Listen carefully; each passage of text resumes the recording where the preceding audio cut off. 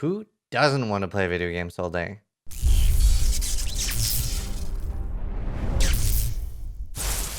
Hi, Zizaran here, and I wanted to make a video about a little bit my story, a little bit behind the scenes, things around streaming, like what worked for me, what didn't work.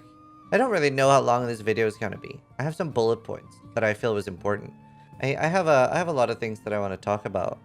So I started in 2015 in October, and that is a very different time than starting today. I think it is important for the video of like what kind of person is making this video, or at least what kind of size the streamer is. So for reference, I in the last 2 weeks have an average concurrent of 5,000. Because obviously somebody that has a less large concurrent viewership will have a different experience with streaming than I will. Like I said, I started in 2015 in October. And it was a good friend of mine, Silva, that I think he was just really fed up of me, like, talking to him on Discord all the time. And he was like, why don't you just stream lol?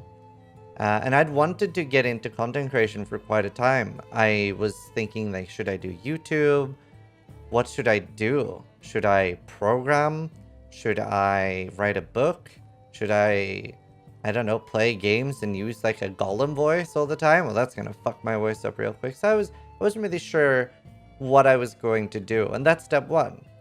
I knew I wanted to create content, but I didn't really know what yet. The one important question that I wanted answered before starting was, why should people watch me?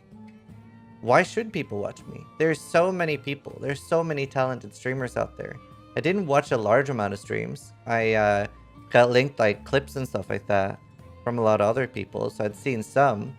I felt a lot of YouTubers, or a lot of YouTubers in particular, they felt, I don't want to say not real, because whenever I'm watching Matrix, right, I realize the actors are acting. It was a weird feeling when watching a lot of YouTubers, and it wasn't for me very relatable. It wasn't very, I don't know, there was a weird feeling there. It wasn't what I wanted out of content. And it wasn't until I started watching a streamer called Soda Poppin that I was like, this is great. This guy's an idiot. And it's just, I don't know, it was the most relatable content for Twitch for me, because regardless of what he was doing, I just felt like this guy was being himself, and it was amazing content. I really enjoyed it. And there were loads of other good streamers too. I played a game at the time called Path of Exile, and there were loads of good streamers for that, like Ziggy D and Kriparian, and loads of good streamers. So there were loads of things that I liked that other streamers did. But Soda Poppin, I felt like he was just unapologetically himself, and I really liked that. For better or for worse, he never seemed to give a shit what people thought about him. He was just, I'm me. And I like that. And that's influenced my streaming a lot, I would say.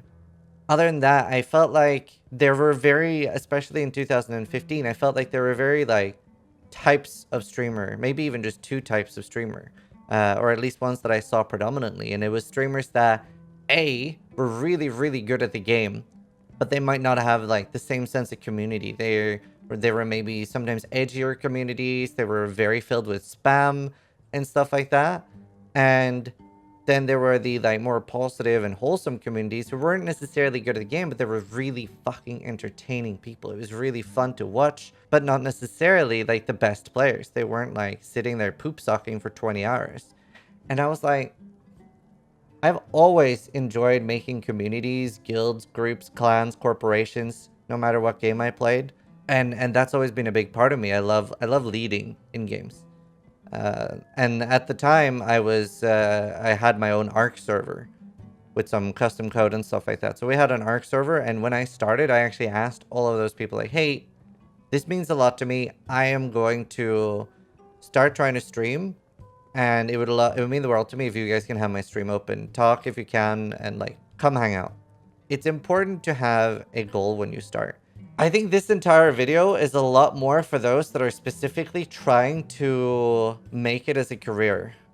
I never started as a hobby. I started full-time, and I haven't walked that journey. I don't know what it's like to do streaming as a hobby. I had a plan. I had just finished studying computer science in Queen's, Belfast, and I was like, I want to start streaming. What are my goals? I want to be famous. I want to be big. Money has always been secondary to that. For me, it's always been about fame and attention. I've always been a massive attention whore. I remember when I was a child, I wanted to be an actor, and my parents, my mom would sometimes ask me for an autograph. And that was like so cool. That was a really special thing for me.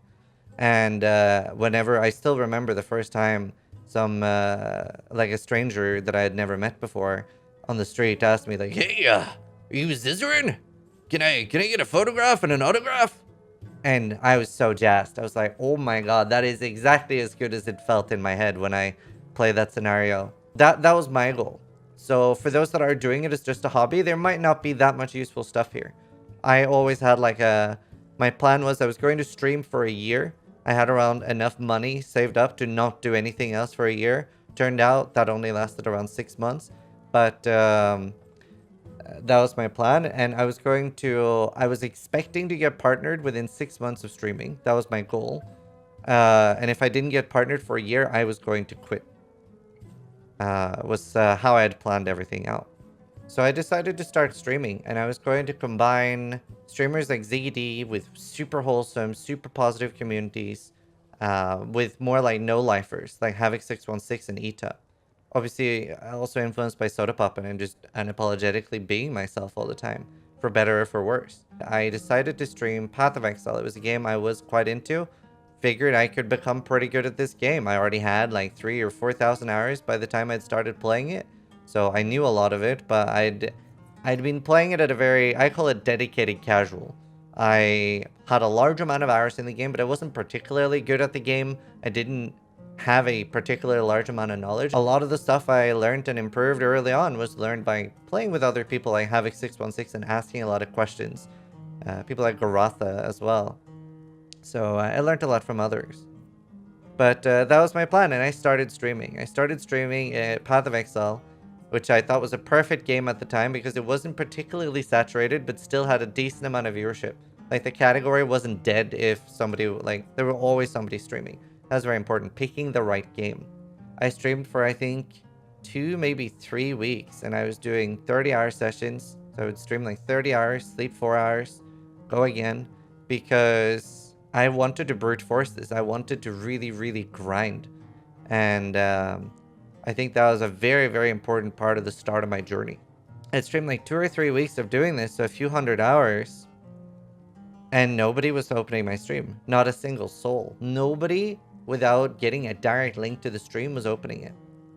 And I was talking all the time. I was telling stories. I was watching my own content a little bit, and I was like, it is actually not bad. Like, I could watch this. It can be improved, and I try to improve it where I can, but people aren't clicking. And I can't find myself in the category either. I'm also not online on the ladder. It turned out back then, it doesn't exist anymore, but there was a button called Hide from Directory. So I had streamed a few hundred hours with, well, there wasn't even a chance in hell that somebody could find me because I simply didn't exist. I removed that button, started streaming, and I didn't start with 0 viewers. I started with like 10 to 15. I think that's very, very important. I think the word influencer is very apt because you got to be able to draw people to you. You got to be able to draw a crowd to entertain people. So if you're starting with 0 viewers, you've already lost. I think if you can't convince your other friends, your family to start watching you, you're going to struggle a lot. I think you need to be able to already convince people to help you out in the start. Because if you're starting on 0 viewers, you're so buried in the directory that it is insane. And once I had started streaming like that, it grew massively. I found very early it was important to have a reason why people should watch you. And I was playing hardcore on Path of Exile, and I was pushing the ladder. I was fairly competitive. I was ranked 2 on the ladder. Well, I mean, I ended up being ranked 2 on the ladder, but there were others above me. There were others like Rise QT and stuff like that. Rise QT dying was actually huge for my career, because Path of Exile had a system back then where the highest person on the ladder, their stream would go to the top. And when Rise QT died, my stream was then promoted with Path of Exile's ladder feature, and that was huge because whenever people checked out the ladder, they would see my stream. And Rise QT was one of the people that I became friends with pretty early on and helped to even just interact with my stream. Somebody interacting with your stream is huge. So that was very, very big for me. And the only other person that was above me on the ladder was Steelamage, and he didn't yet stream. So yeah, great. Loads of people discovered me through that. Not only was I playing hardcore and playing competitively, but I responded to every single line in chat. And I would say right now, later, even with 5,000 concurrents or whenever I have 10,000 concurrents, I still read every line in chat. And I often like to say that I'm the most interactive streamer on all of Twitch. That is a big advantage you have when starting out, is that, yeah, you might already be competing with, you know, Lyric, Mathel, or me, and really big streamers and co and stuff. But they can't always read all their chats, so they can have a lower sense of community. You can have a very, very tight bond in a small channel. So that is one of the things you want to use to your advantage. But I very often see streamers with 100 or 200 viewers that aren't reading every line in chat. I think that gave me a big advantage. I still try to read everything and respond to almost everything. I think that's a very big part of where I am today. On top of that as well, I always like helped people, like answering questions. I actually did price checks early on and helping people price their items. And I very, very quickly, I think I got known a lot for having an annoying voice. I don't have like the most annoying voice. And I started up something called the Ziz effect. And it went something like this. Because of how nasal I sound, I guess a lot of people thought I was gay. Which obviously some people didn't like, and I got a lot of homophobic slurs. And it ended up with this effect going like, yeah, you might not like my stream, you might not like my voice, you might find me annoying, maybe you don't like if you think I'm gay. For whatever reason, you don't like my stream, but I'm always here.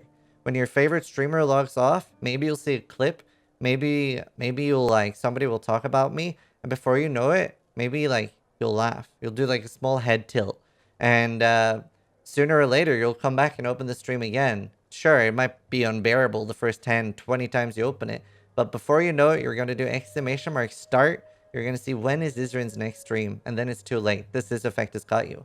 And that sort of went like, you know, I don't know, pseudo viral in the PoE community because loads of people started talking about me.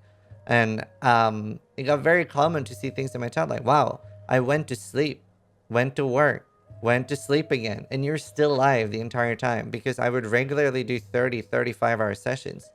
And I actually never even ended up doing a 40-hour stream, but I was very known for doing back-to-back-to-back 40-hour sessions.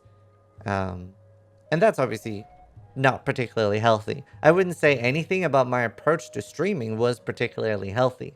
I pretty early on started having a healthier approach while still, or rather, I started having as healthy as can be approach, but I felt like really, really grinding out the hours was helping me. If I streamed 3 hours longer one day, one more person might find my stream.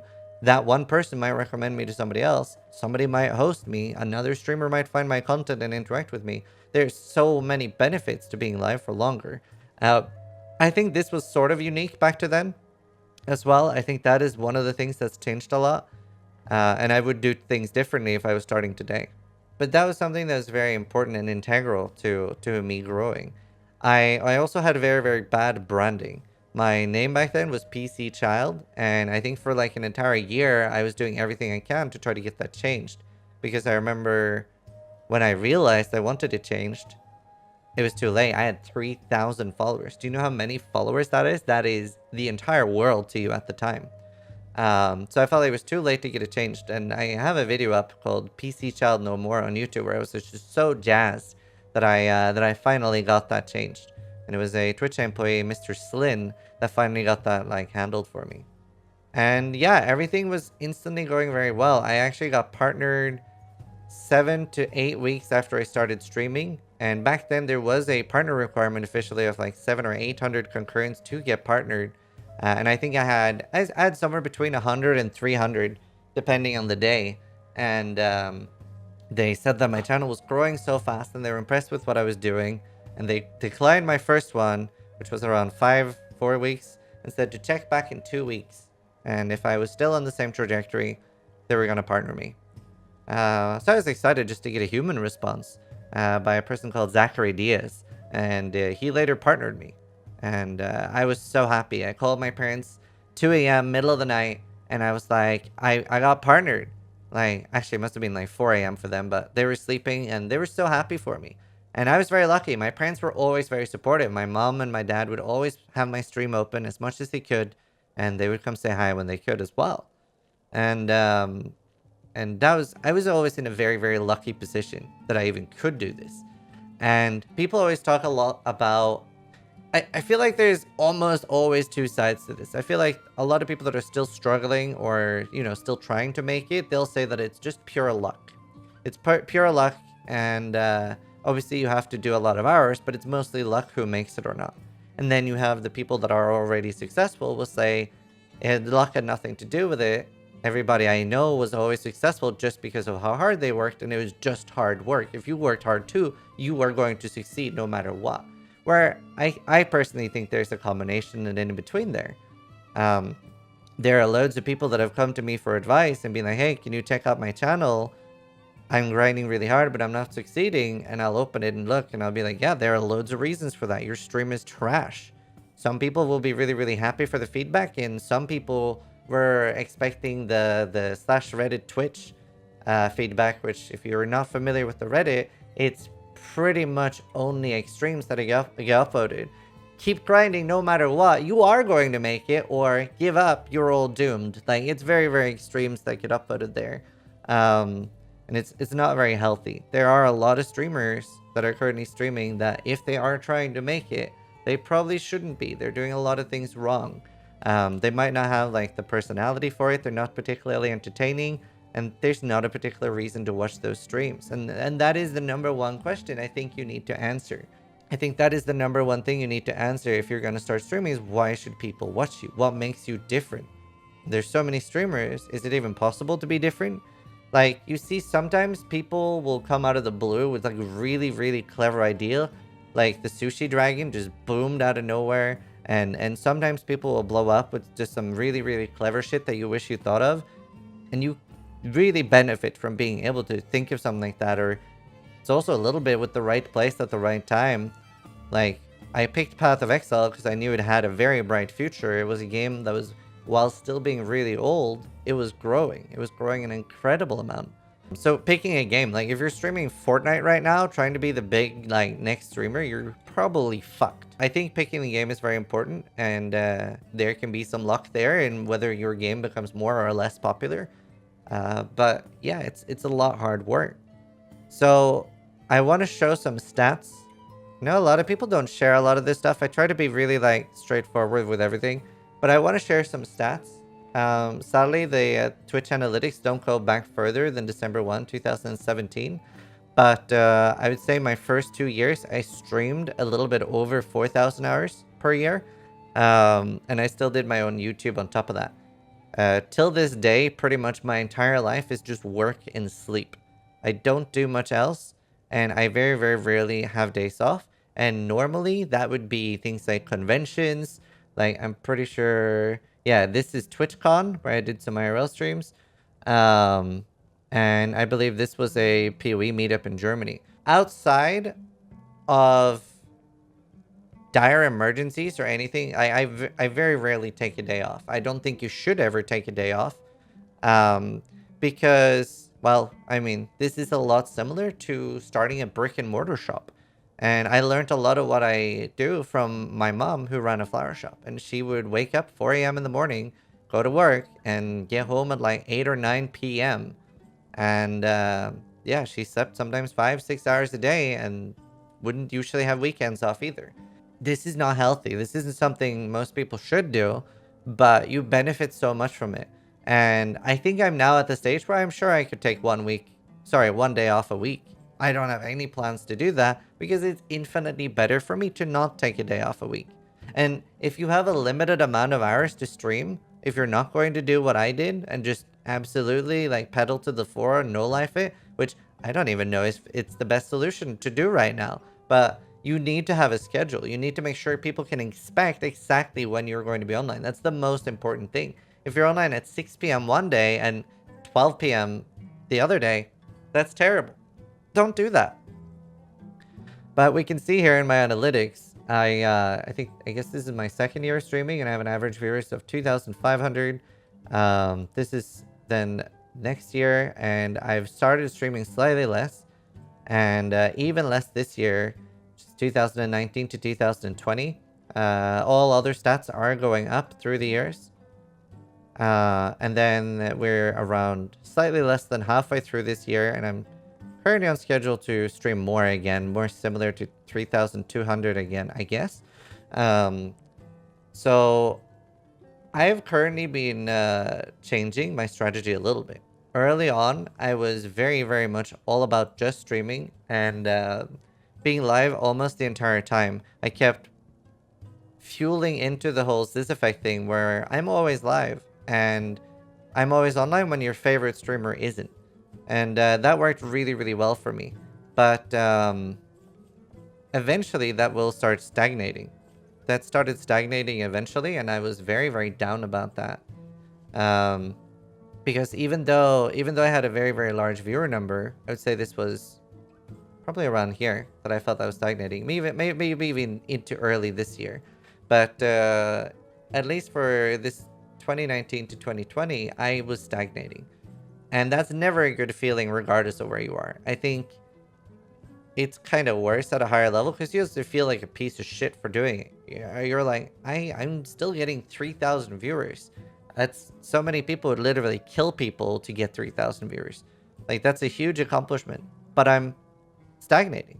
And I actually talked to Co Carnage, and Co gave me a lot of good advice. He talked to me a lot, and he was like, I'm surprised you feel this way, because he made a post about streamers maybe feeling bad and stuff like that. And I reached out to him, and I was like, I feel bad. Do you have any insights? And he was like, well, the post wasn't really meant for people your size, but something that's important to remember is that when you are your size, stagnating is an achievement. If you're over 1,000 viewers and stagnating, then you're still keeping somewhat relevant. And that's very, very hard in this business because there's so many streamers. And that was huge for me, actually, hearing that. That changed my perspective a lot. And I think my perspective throughout streaming has changed a large amount anyway. Regardless, there's still a lot of things that have changed. I remember I started streaming and I felt like followers was the most important metric. And then I saw a streamer with 130,000 followers but 50 viewers. And I was like, followers don't mean anything. New viewer number is the most important thing. But then I was like, you know what? Viewer number isn't the most important thing. Subscribers is the most important thing. And I think where I'm at today, I think I would say followers gained is the most important thing. Like, whenever you have an organic growth of followers, like sometimes there was one time I got follow butted for 100,000 followers. Obviously shit like that doesn't matter. Just use the command or root tool and delete all of those followers and carry on with your day. Shit like that doesn't help you. But the most important growth for me was how many people are actively engaging, that how many new people are finding my stream. Because over time, you're very, very few people that are going to stick with you for 5 or 6 years. And I treasure those people because there's so few of them. But it's important to attract new people. Find new people that want to watch you. That's important because that's how you stay not stagnating. And before I start talking a little bit too much about YouTube and stuff like that, which was a very, very big part of my Twitch growth, let's go to December 2018. And here you see time streamed. And this is a lot larger than anything else. And what I did here was I was retaking my world record for most hours streamed. Once I found out and he broke that record, I was like, I guess I could go for a world record. That sounds kind of poggers. And that's what I did here. I aimed for streaming 503 hours. And I think I actually aimed for like 495. But then I went for a little more just to make sure that this is a good record now. So we went for 505 hours. And this was the biggest my stream had ever been. And I owe a lot of that to people like Giant Waffle, Lyric, Co Carnage, Soda Poppin', because people were casually mentioning it on their stream. And that was huge. Like, regardless of hosts or anything like that, people acknowledging your existence and other streamers being like, yeah, this guy called Zizaran is doing some crazy shit right now. So those people like talking about me was huge. And this was amazing. I I remember I had just met a girl, Helene, a girl from Denmark, a little bit before this, a month or two before. And when I told her about this, she was like, "How are you going to do this?" And I was like, "Oh, I'll just, try to wake up in the morning and order takeaway." And she was like, "Wouldn't it be easier if I just stayed over every day and helped you make food and helped push you out of bed in the morning?" And I was like, "That would be easier." And that's the girl I'm marrying now.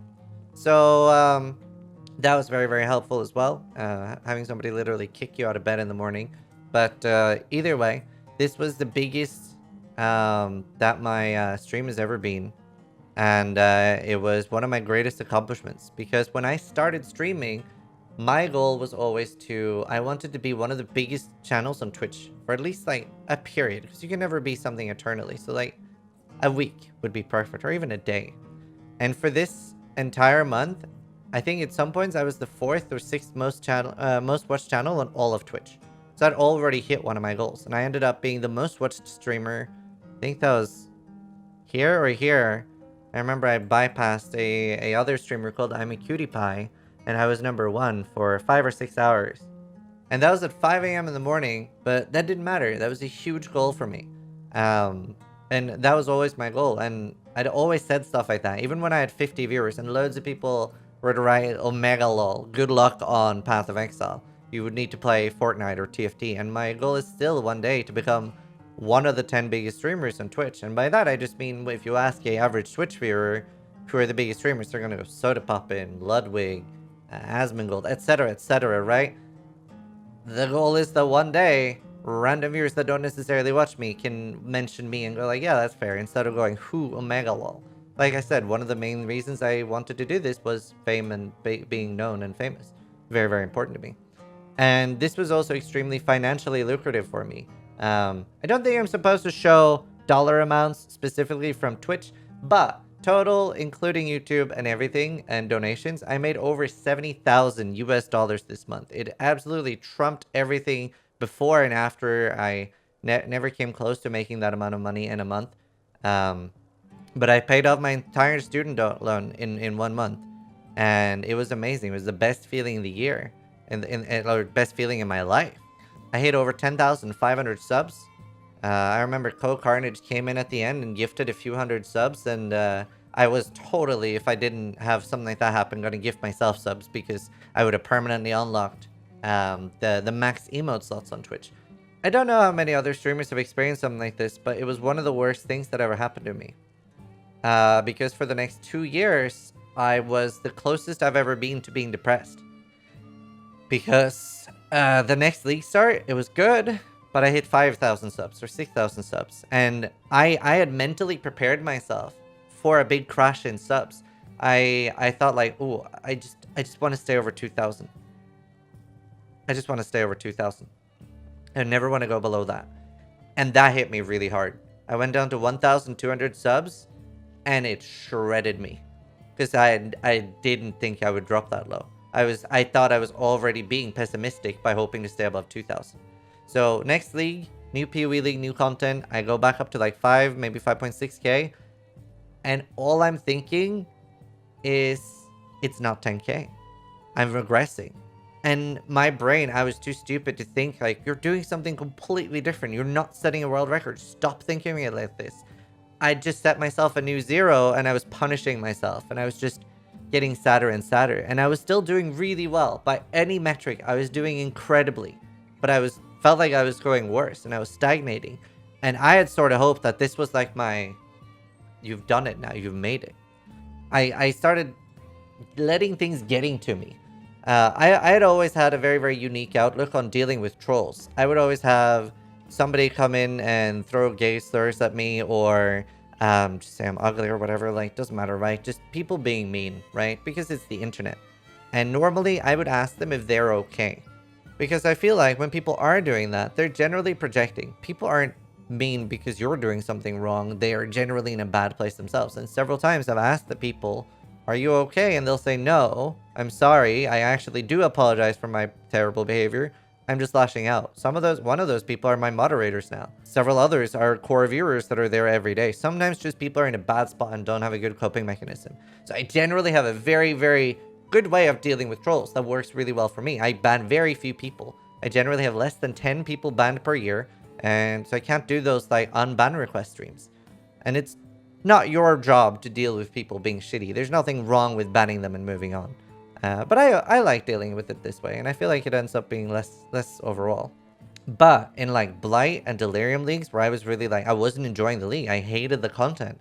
But obviously I felt like I had to stream it for at least a while. It's my job. I rely on streaming this for income. So I would stream it like a month, and then I'd be like, you know, I can't take this anymore. I'm not going to sit here and force myself to be miserable. I'm going to go play other games. So I'd play like Subnautica, Dark Souls. It got less viewers, but I was very, very lucky that people did still watch me on them. There are games like Apex that would just be really bad for me streaming, but other things did work. And I was getting more and more miserable. And I think Delirium League was when I kind of had like a bit of a meltdown. Because performance was so bad that I basically... I couldn't even play the game. I started getting snappy. People said I was not fun to watch anymore because I'm not really able to have this like... I'm not able to just put on a happy face for other people. If I'm having a shitty day, you're going to suffer with me. And that's fine now and again, but it's not really okay for long term, and a lot of people don't enjoy watching that, and that's completely okay. You can't expect them to. I feel like I hit rock bottom in Delirium. I cried a lot. I was having a terrible time. It was just miserable. Everything was going wrong, and I was doing worse or stagnating, and still feeling like an asshole and entitled for feeling like this, because by a lot of metrics I was still doing good, just not my own. Just not my own stupid goalpost that I had set and kept moving. And I think that was still important for me growing, but it's not healthy, mentally or anything else. At some point, I made friends with one of my best friends, if not the best friend, especially online, Devin Nash. And I learned a lot from Devin Nash. I talked to him a lot. I love talking numbers. I love talking about stats. And he gave me so much good advice. And he would always be like, Zizaran, you need to stream more of like every ARPG, and you need to become the authority on action role-playing games, especially Path of Exile. Whenever people think Path of Exile, they need to think Zizaran. They need to be synonymous.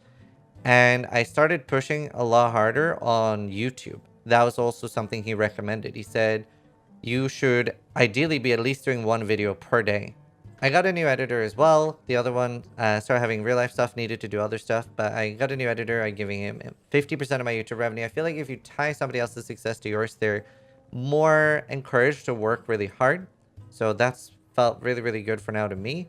Pretty much like the tail end of this year here, maybe like around here, I started going really, really hard on YouTube. And instantly, things started going well. Much better. I started seeing more people were finding my stream. My concurrent numbers were going up. My sub count were going up. And I started to stream less. And I think that was really important. I would still like, at a Path of Exile League start where everything was hype, I would still do a few like really, really long streams. But I focused more overall on creating YouTube content. I would do at least 2 YouTube videos a day for a month and a half. Maybe for 2 months. And then I'd have the last month of Path of Exile as my time off. I would maybe only stream 6 to 10 hours a day, and I would only make 1 or 3 videos a week, 5 videos a week. And I would use that to like cool down and prep myself for the next league coming. And it's been going amazingly. I'm the fastest growing channel on YouTube. I'm the fastest growing channel on Twitch. I think it's been massive. I've tried keeping a way more firm schedule. I try to like normally always start like 8 or 9 a.m. BST. Maybe even as early as like 5 a.m. BST, but early morning, I'll be on every day. And it's growing massively. I hit a new peak for max viewers. 30,361, which is insane. So I'm very proud of what I've accomplished. Yeah, and generally I'm happy to answer questions too. Which there are a lot of, but I like helping people. I also try to help out on Reddit, Twitch. That is a place where you don't really get anything useful. I remember once I posted a very long paragraph. Somebody asked, what is it like behind the scenes? And my post got downvoted and called unrealistic. And they said I didn't know what I was talking about. And I was like, it's not necessarily the good or smart thing to do, but this was my journey. I literally work and sleep. I take almost no days off. I think taking days off is terrible, and you should very rarely do it. The fact of the matter is that if you take days off, there are other people that won't take days off. Sure, I mean, take days off if the alternative is you're going to have a meltdown and burn out. Obviously. Obviously, that is worse. I don't know. I don't know how people are going to feel about this video because I didn't have, like, a healthy approach to streaming. I've always made sure that I try to get, like, 6 to 8 hours of sleep every day. And I try to eat healthy. Like, obviously, my wife helps me, like, actual healthy foods. I don't just eat takeaway anymore. I was very young when I started. I was only 28. I just wanted to talk about my journey. Like, regardless if people hate the way I did it or not, I just brute forced it. I worked like hell and I forced it. And it worked. If I started today, I would stream a lot less. I would probably stream an 8-hour time slot, maybe 10-hour time slot, and push really hard on very, very good YouTube content. Make sure that people have a reason to watch it. Find out secrets or something in a game that people don't know. Remember, even like ZD had a very, very impressive YouTube video for how to find a sniper rifle in Fallout. And stuff like that. Just that's a good way to grow. But you need to do stuff that other people aren't doing. If you can't answer the people of why people are watching you, it's a good reason they won't. People need to have a reason to watch you. Something else that's been a very, very large part of my journey is I haven't done everything alone. Early on, a good friend of mine, Silva, helped out with loads. Gives me a load of feedback. Gave me loads of tips and tricks, like just ideas for my stream. Same with my viewers. I'm very good at taking advice and taking ideas from others. And later on, maybe in 2017, 2018, one of my moderators, Vero, messaged me and I was like, hey, you're kind of like a loose cannon. You have an insane amount of work energy. I've never seen anyone work as hard as you do. You need direction. I can do that for you. Pay me per month and I will work for you and help you with all the things you might need help with. And that's also been a large help. And he's a full-time employee for me now, helping direct me more. Because yeah, I do have a large amount of energy, but I do sometimes need help with direction. And obviously you can't have those things from the start necessarily. It depends what kind of friends you have or what kind of people are willing to help for you. But yeah, right now we have like I try to hire the more money I make, I try to hire other people. Now we have like Organic doing build guides. Some of my moderators are full-time. Rocky helps me with Path of Exile University. Like loads of talented people and friends. Always help, like, hate mentioning people specifically in case you forget somebody because that person feels terrible. I'm terrible with names. But yeah, we have loads of people that like help me and helped a lot with where I am today. And something else that was very, very important for me in growing was I always kept comparing myself to other streamers in the category. I would always like other streamers, another streamer pointed out recently, was you feel like your entire self-worth is tied to your viewership and how well you're doing. And I would always like target a streamer and try to like get above them, get bigger, get more followers, more viewers, etc. until I was at the top. And it's very, very easy to be consumed by numbers. Like at the end of the day, sometimes it can be easy to get caught into the whole Twitch game where all you think about is like viewers are just numbers, where you think about like, oh, I only have 100 viewers or I only have 1,000 viewers. But even having 50 viewers, 30 viewers, 20 viewers, that's a shit ton of people. You filled up a room. There's like really, really good comparison that I've seen floating around Twitter of how many people that actually is. So you're still entertaining a large amount of people. So maybe try to get less hung up in just the numbers and realize how many people are watching you. But it's very, very easy to think that your entire self-worth is based around viewers and how many people watch you and how popular you are. Another thing that a lot of people, some do talk about, some don't, but